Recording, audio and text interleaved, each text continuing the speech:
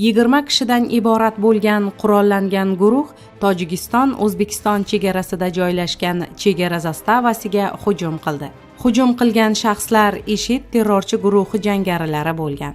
Ular Tojikistonga Afg'oniston tomonidan o'tib kelishgan. Bu haqda Tojikiston Milliy xavfsizlik davlat qo'mitasi matbuot xizmati ma'lum qildi. Ular Afg'oniston Islom Respublikasi hududidan maxsus topshiriq bilan o'tishgan. Ularning barchasi IShID terrorchi guruhi a'zolari hisoblanadi, deyiladi xabarda. Ma'lumotlarga ko'ra, hujum chorshanba kuniga o'tar tunda sodir bo'lgan.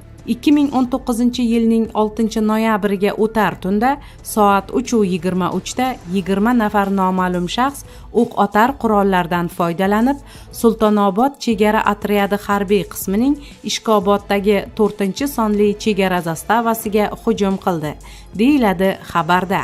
Matbuot xabarnomasiga ko'ra, hujum qilganlar 5 dona o'q-otar qurolni olib qo'yishgan. RIA Novostining Tojikiston Milliy xavfsizlik davlat qo'mitasi chegara qo'shinlari boshqarmasi matbuot xizmatiga asoslanib xabar qilishicha, hujum Dushanbedan 60 kilometr uzoqlikda joylashgan Ishkobod 4-chegara zastavasiga amalga oshirilgan. Kuch tuzilmalarining amaliyoti natijasida qurshab olingan qurolli jinoiy guruhning 15 nafar a'zosi yo'q qilindi. Ulardan 5 nafari qo'lga olindi, deyiladi Tojikiston Milliy xavfsizlik davlat qo'mitasi matbuot xizmati ma'lumotida.